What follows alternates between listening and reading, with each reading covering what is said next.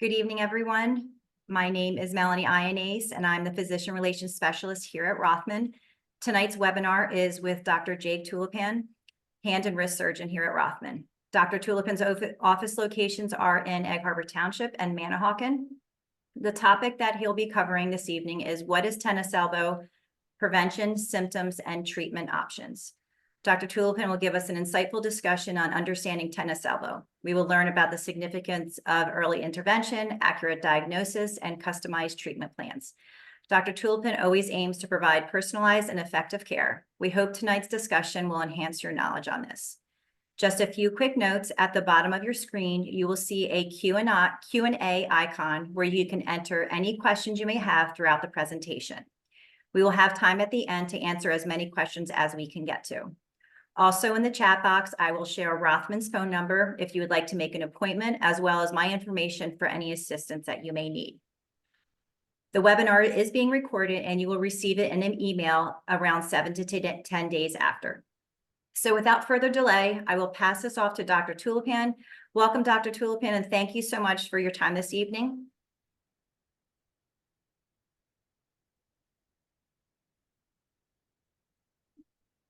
All right, thank you very much. And thank you for inviting me to do this. For those of you who don't know me or haven't heard of me, I've been in the group for about 4.5 years now. And I trained with Rothman in Philly. So really, I've been kind of part of the Rothman family here for almost 10 years at this point. I'm going to be talking today about tennis elbow. Tennis elbow is a surprisingly common condition. Affects people of all different ages, can affect people really for no good reason at all. It's one of the more puzzling things that we treat, partly because we don't have a great explanation for why it happens in the first place, and partly because there's so much controversy about how to treat it most effectively. From a personal standpoint, this is something that I've had myself, and both of my parents have had it also. I know how annoying it is to have it. I know how obnoxious it is to treat it, and I know how frustrating it is for how long it can take to resolve. So to get started, the question first off is, what is tennis elbow? The medical term for it is lateral epicondylitis. It's also closely related to golfer's elbow or medial epicondylitis. The two of them are basically the same condition occurring right next door to each other. Epicondylitis just means an inflammation of the epicondyle, and I'll talk a little bit about that. The epicondyle is a part of your elbow. You have two. You have a medial epicondyle, that's the one on the inside. You have a lateral epicondyle, that's the one on the outside here. The epicondyle is the bump of bone that you can feel on either side of your elbow. The epicondyle matters because it's the attachment point for some of the more important tendons and muscles in your body. So on the inside of your elbow, you have all the muscles that flex your hand. So along the front surface of your forearm, the muscles that bend your wrist and the muscles that bend your fingers down into a fist, those all come and they attach to a short, stubby little tendon to the medial epicondyle. Likewise, at the lateral epicondyle, the outside of the elbow, you have a short, stubby little tendon, and then all of the muscles in the forearm that send long tendons out to straighten your fingers out and to bend your wrist back. That short, stubby little tendon carries a lot of the force that you use anytime you bend your wrist or bend your fingers, anytime you straighten your wrist or straighten your fingers out, and it's all pulling through that stubby little tendon on the edge of that little point of bone. This is an example of what those muscles do. You can see the flexor muscles bend the wrist down, the extensor muscles bend the wrist back, but they actually both work in concert. That is, if you take a look at your wrist and you bend your wrist down and try to make a fist, it's actually exceptionally difficult to bend the fingers with the bent wrist. So to bend your fingers down, the extensor muscles, the one on the back, will actually bend the wrist back, while the flexor muscles bend the fingers down. Likewise, to straighten your fingers out, you bend the wrist down a little bit with the flexor muscles and extend the fingers with the extensor muscles. So these two muscles are constantly working, antagonizing each other, working in concert where one pushes or one pulls and one relaxes, and then vice versa as you try to straighten your fingers or move them, straighten your wrist or bend it down. Some of the activities that we frequently see bothered by this are, for example, picking up a shopping bag, If you imagine yourself grabbing a shopping bag and lifting it up, you can see as you start to grip with your fingers, your wrist naturally bends itself back a little bit. And that's because it helps you get a little bit more grip power. But you can imagine when you're gripping, you're not only stressing those muscles along this surface, the front of your forearm, but you're actually using the muscle to bend your wrist back, stressing those muscles on the back of the forearm as well. You can see also a tennis backhand, how much extension force that requires in the wrist and why that might put so much stress on that area of the elbow. And that's why we call it tennis elbow. Classically, people say it hurts a lot during a backhand in tennis. Golfer's elbow, people say it will hurt a lot on their trailing arm as they're swinging their follow through in a golf club. With that being said, I do have to say, I think I've seen maybe 3 people who came in with tennis elbow actually from tennis. The majority of it are people coming in from day-to-day life, opening doors, carrying shopping bags, writing or using a keyboard where they have to bend their wrist back. Those are the sorts of things that tend to bother people more than, say, playing competitive tennis. So we have to talk a little bit about how tendons heal to get into why tennis elbow is a problem and where it comes from. Like every tissue in your body, tendons, which connect muscle to bone, get normal little kind of wear and tear in them. You know, you're doing your day-to-day thing and you reach and you pull something down from a shelf and a little tiny microscopic tear will occur in that tendon. And over time, the body will actually create a little tiny inflammation, probably with normal day-to-day use, too little for you to even notice. And then it will actually fill that inflamed or torn area in with new cells. And then those new cells over the course of time will gradually strengthen and deposit kind of strong fibers of collagen that build up until eventually it's created a new tendon that's a little bit stronger than it was before the injury. And that process of constant injury and inflammation and then repair and remodeling is always going on. And it's the way that tendons build up strength. If you're going to the gym and you're lifting and causing little microscopic tears every day, over time, the continued proliferation and rebuilding process is going to get your tendons stronger. It's why when Arnold Schwarzenegger goes and lifts weights in the gym, he can lift a weight that would break your arm, but he can do it without even tearing or injuring his tendons. It's because his tendons over the course of decades of weightlifting have gradually strengthened. The tendons themselves have thickened and become more robust. I would take a look here though, and you can see how long each of those processes take. A normal little tendon injury or tear like this takes about a week for the inflammation to go down, and then maybe another month for the body to start laying down those cells and starting to build up more tissue. But then after that's occurred, it takes about a year for everything to strengthen up completely, for that tissue that's been deposited to start to organize itself into the organized band of rope-like tissue that actually gives tendons their strength. So you can imagine any sort of tendon injury takes a very, very, very long time to get back to 100%, go back to normal. And you can see that in professional athletes, for example, all the time. When they injure, say, their Achilles tendon, that's a season-ending injury minimum for, say, a professional football player. And that's because even once the tendon is healed, it takes months and months and months of work for those tendons to build their strength back up. This is a picture of what that process actually looks like. This is a normal looking tendon on the top left, and you can see it almost looks like a box of uncooked spaghetti. You have these parallel strands, and those are those strong fibers. This is what actually looks like under a microscope. You can imagine just like a rope made of a bunch of braided threads. It's a bunch of these long parallel fibers that resist pull.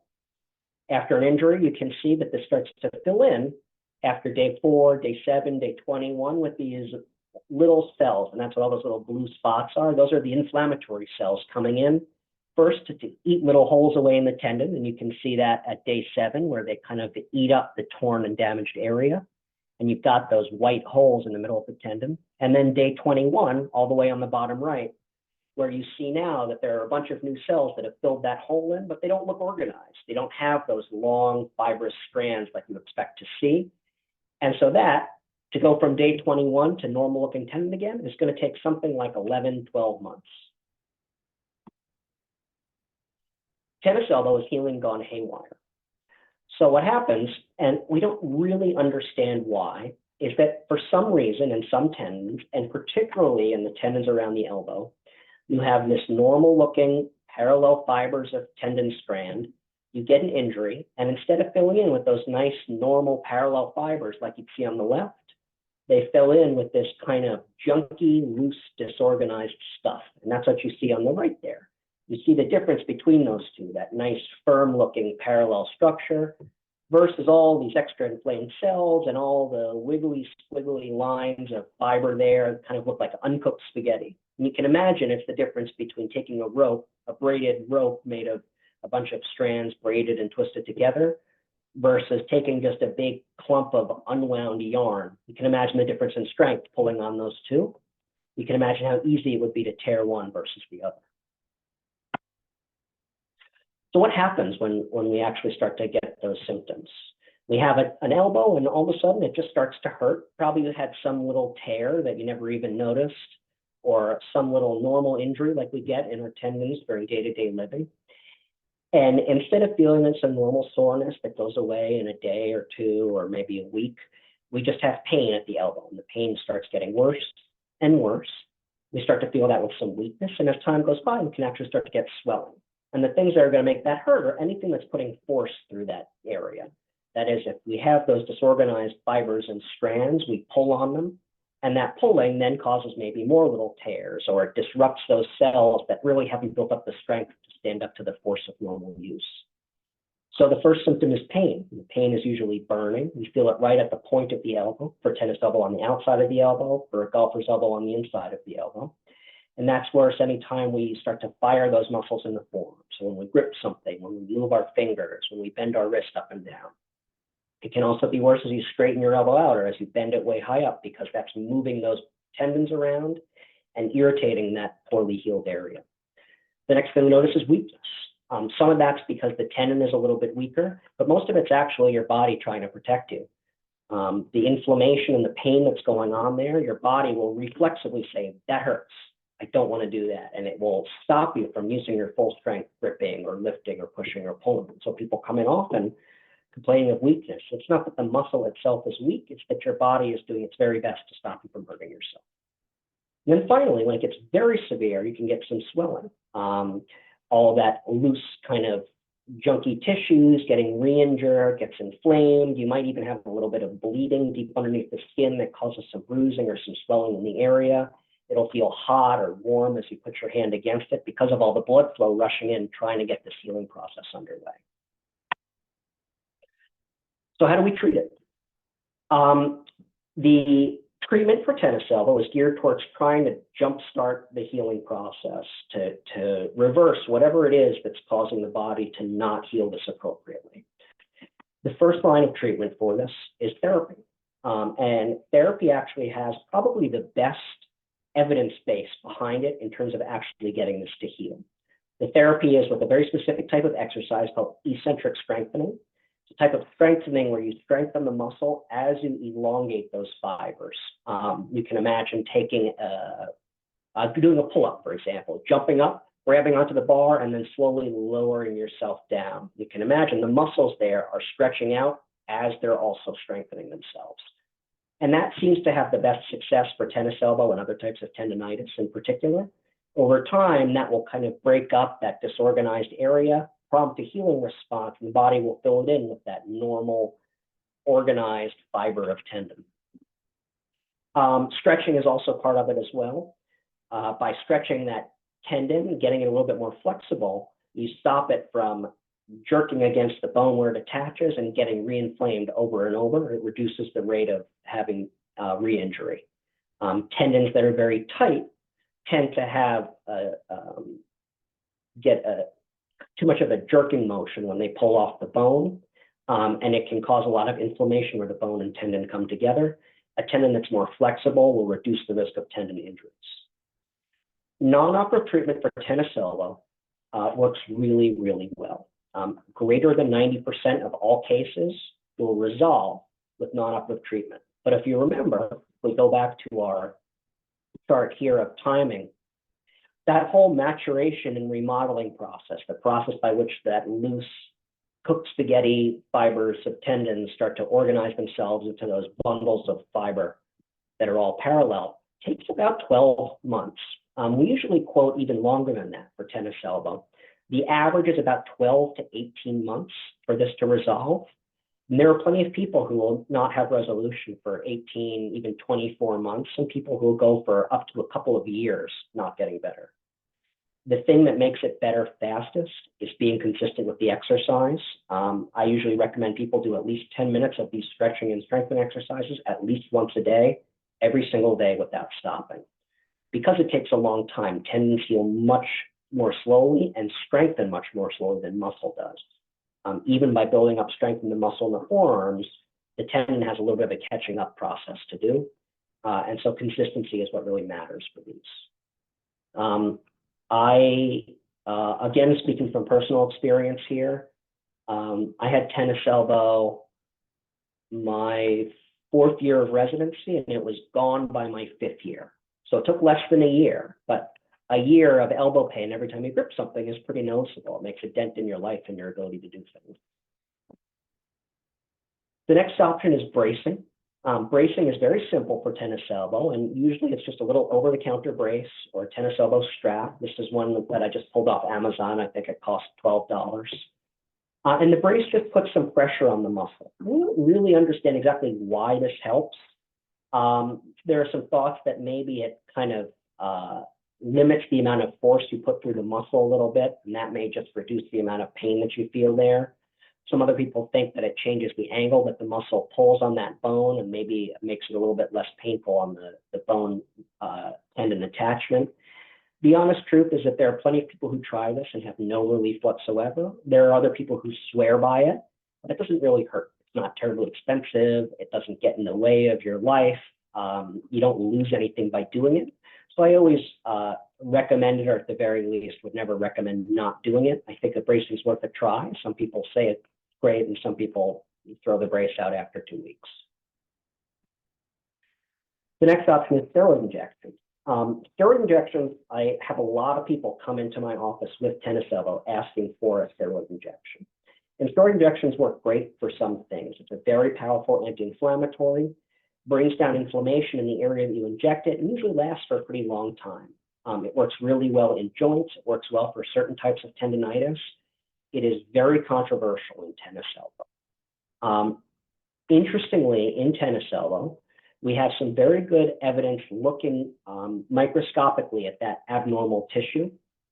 And we found that the tissue itself is not as much inflamed as we would expect it to be. Despite how much it hurts, there aren't a lot of inflammatory cells. The body hasn't really done that process of sending inflammatory cells in first to clean everything up and then fill it in with new tendon.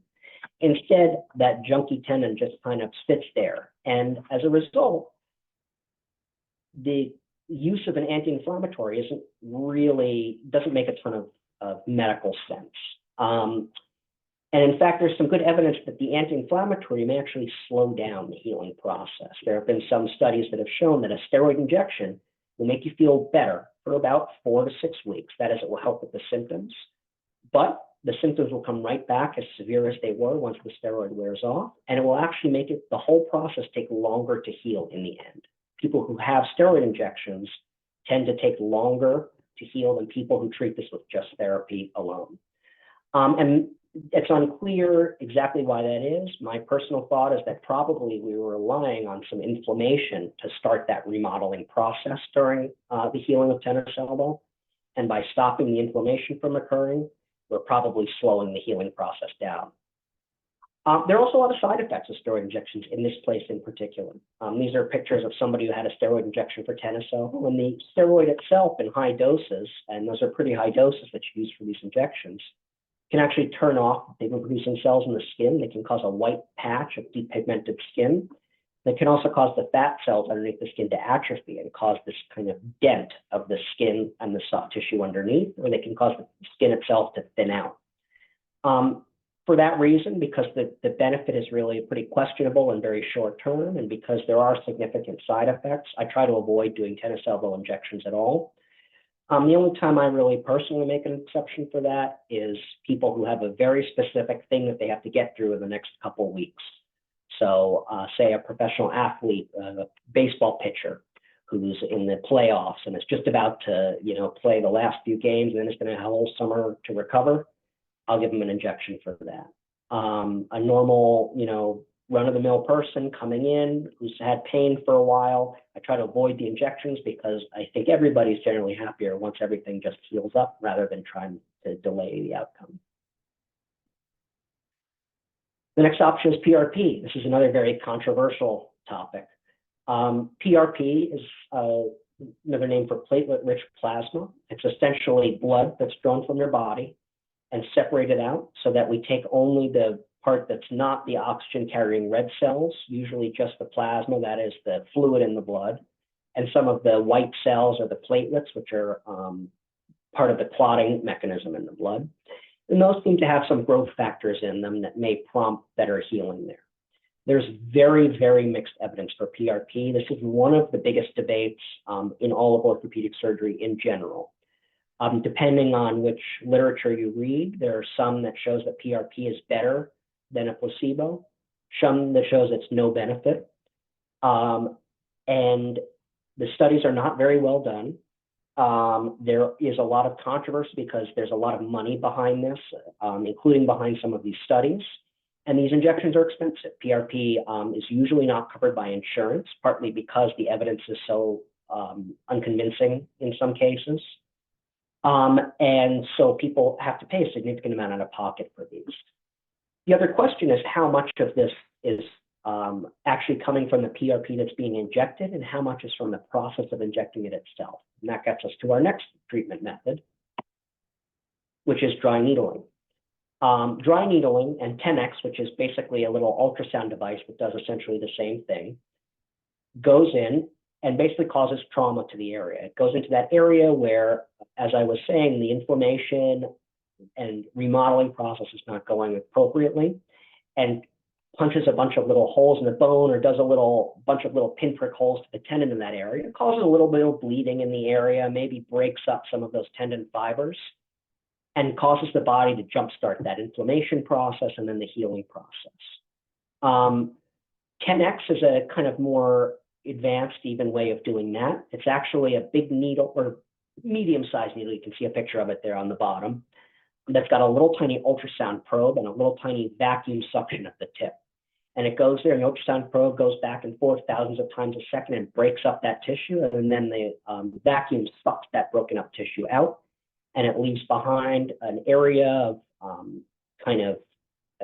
traumatized and inflamed tissue that then undergoes that normal inflammation and healing process.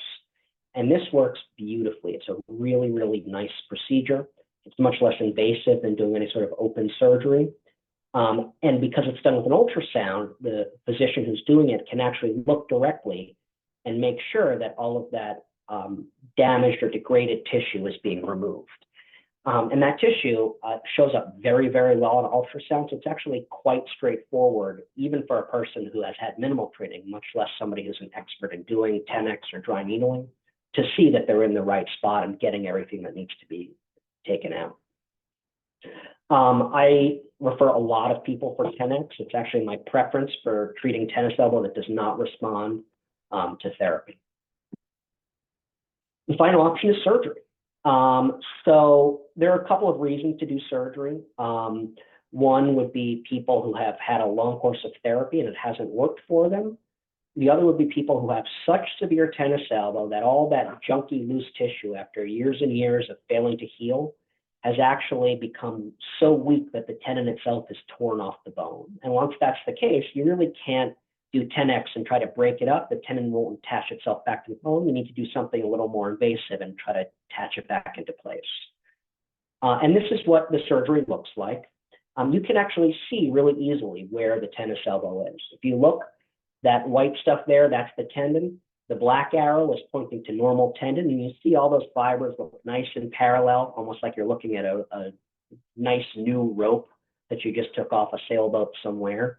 If you look at the red arrow, you can see it looks like the rope is all frayed. The fibers are twisted. They're not running in parallel. They kind of look like a ball of yarn that's been all tangled up. And that's the actual abnormal tendon in tennis elbow. The surgery at its most basic is to go in, cut that abnormal stuff out, and let the body fill that area that you've cut out in with new tendon. In more severe cases, if there's a big gap, you actually cut that stuff out, and you can put a little anchor into the bone and repair the rest of the tendon back down to the bone. And that resolves any issues where the tendon has ripped off. I do this surgery. I personally am very conservative about this. There are certainly people who do a lot of tennis elbow surgery. I'm not one of them. I am a strong believer in trying to get this to heal on its own, because the surgery is not totally without risk. No surgery is. In this case, it's possible certainly to have infections or bleeding, although that's all very, very uncommon with this. But right underneath where we do that surgery is the elbow joint. And with any joint in the body, it's constantly creating joint fluid. And so when we take that out, the body has a chance to potentially leak some of that joint fluid out, and potentially even leak it out to form a bubble under the skin or to leak through the skin. Exceptionally uncommon if the surgery is done appropriately. But again, it's not a zero risk, and I try to avoid that because there is really not much risk with, say, doing therapy, and very minimal risks with doing the 10X procedure. So I save the surgery for those cases where it really has to be done. That's really all I have for you about tennis elbow. The only other question that I run into often is, what can I do to prevent it? And we talked about that a little bit earlier, but the majority of tendonitis can be treated and prevented well with stretching. Your tendon, it's a very complicated structure, but one of the things that's interesting about the tendon is that it will actually relax better with long, slow, steady pressure than with jerking or hard, tight motions. And that's why when, say, a football player ruptures their Achilles tendon, it's during a sprint. You never see a marathoner doing long, slow jogs rupture their Achilles tendon. Likewise, it's why it's so important to stretch before activity. By stretching out first, you actually loosen up that tendon and reduce the risk of it jerking too hard on the bone or tearing itself. Daily stretching for these areas, especially if you're going to be doing something with a lot of heavy lifting or tight gripping, can reduce your risk of having a tennis elbow type injury. People ask me how to stretch for tennis elbow, which is on the outside of the elbow here. Remember, those are those muscles that bend the wrist back and straighten the fingers out. So you just do the opposite. You bend the forearm, or straighten the forearm out, and you bend that wrist down and just pull it down. You'll feel a stretch along the top of your forearm and out into the outside of your elbow.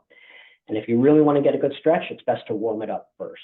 Do it after a hot shower, or after you've had kind of a warm area, or after some light aerobic exercise, so everything's nice and warm.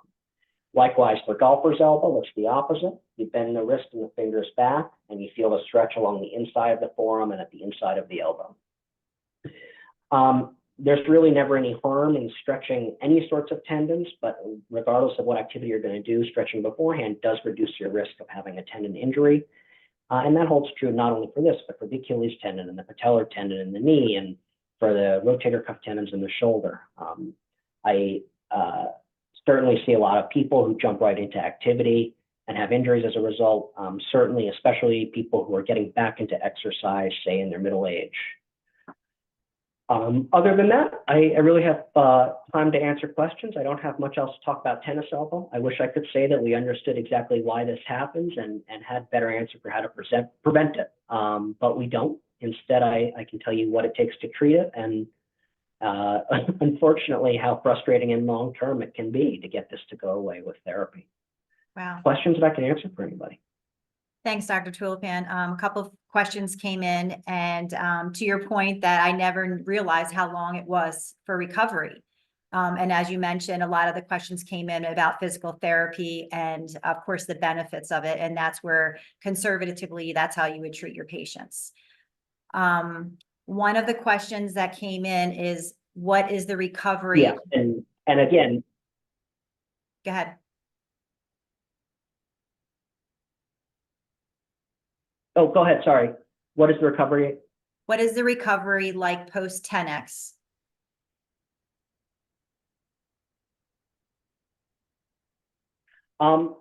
So generally, people will be immobilized for a little while to start that healing process, and then gradually start doing therapy, first for stretching and then for strengthening.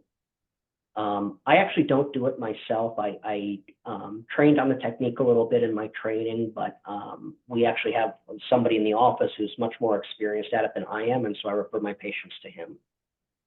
So you'd have to ask him. I think he varies it a little bit depending on the exact situation. But generally, my understanding is it's about 6 weeks. Okay.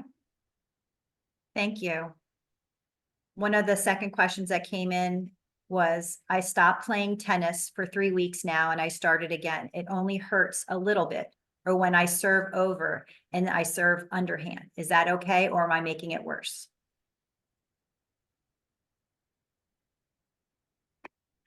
So in those cases, it's important to do the stretching and probably work on building up the strength. And you're almost never going to go wrong with any sort of tendonitis, stretching and strengthening those muscles. What you want to avoid is jerky or sharp motions. And you can imagine hitting something with a tennis racket is going to be pretty irritating. So before you do something like that, you want to get the area nice and warm and make sure those tendons are stretched out, the muscles are stretched out, so that they're not putting excessive amounts of tension there. I know you mentioned about steroid injections and knowing it really doesn't serve a benefit. Is there any other medication that could be taken to help my tennis elbow?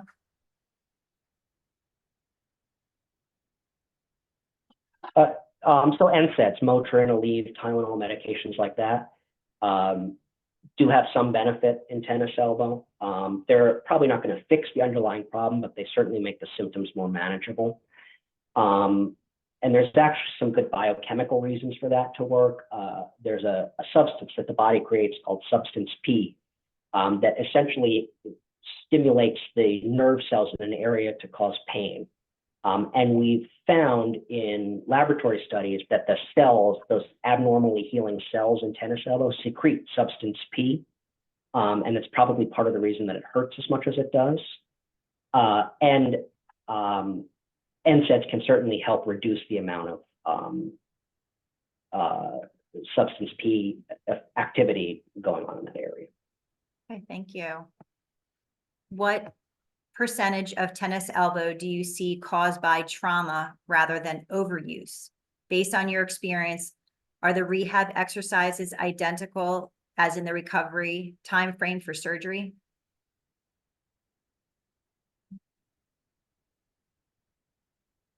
Yes, with caveat. So most of what I see is not caused by trauma. It's relatively rare to have a traumatic tear of that tendon, other than, you know, kind of day-to-day normal use trauma like you'd get if you picked up a stack of books that was a little too heavy. The exception for that is people who have actually fully torn that tendon off of the bone. And I do see that every once in a while. More often it's what we would call an acute on chronic problem. So somebody who's had tennis elbow on and off, they've had some irritation of that tendon for a long time, they're kind of living with it or managing it. And then they happen to do one particularly hard thing, you know, they go out and they chop wood or, you know, catch a falling box, and all of a sudden it starts hurting them like crazy and it gets inflamed and swollen. And what that is that tendon that's been degraded and irritated over time from tennis elbow and was just hanging on by a thread has now completely ruptured or completely torn. And those are the people who often are going to go on to require surgery where the tendon is totally ripped off the bone. Those are the ones where we have to go with an anchor and reattach it. Those people, the recovery is about the same as it would be with any other tennis elbow surgery, but maybe takes them longer to get their strength back. It's very, very variable from person to person. Some people bounce right back from tennis elbow surgery or bounce right back once they start doing the rehab. Other people, it takes a very long time to get that strength back and really get them pain-free in the elbow. Okay, thank you. Would tennis elbow heal faster by avoiding tennis or pickleball altogether until it's 100% feeling fine?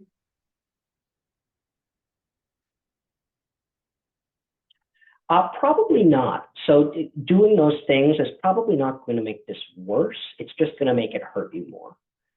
That is, it's exceptionally unlikely that, say, going to play tennis with tennis elbow is going to cause a worsening tendon rupture. Instead, what's going on is you're just irritating that tissue. But doing something to strengthen the area and doing stretching, you're really trying to get it to get a little bit irritated or a little bit inflamed. As long as you can tolerate doing it, there's really not a good reason to stop, just with the understanding that doing it's probably going to bother you. So if you want to play tennis every single day and it hurts you every single day that you do it, yeah, it's probably not, probably not going to work well for you, more just because you're in pain every day than for any other reason. That being said, I think occasional pain, tennis elbow, or some mild discomfort while you're playing should not stop you from playing. And if anything, it should kind of be a reminder to be working on that strength and those stretching exercises to try to get the thing to go away long term.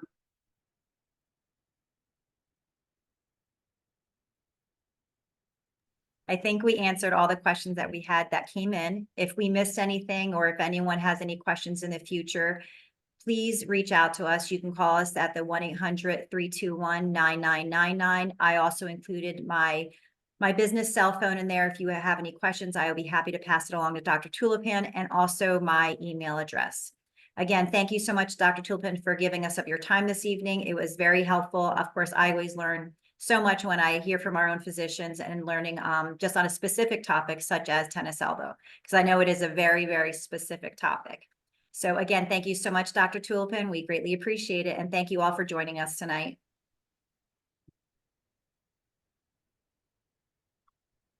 All right, thank you. Have a good evening, everybody.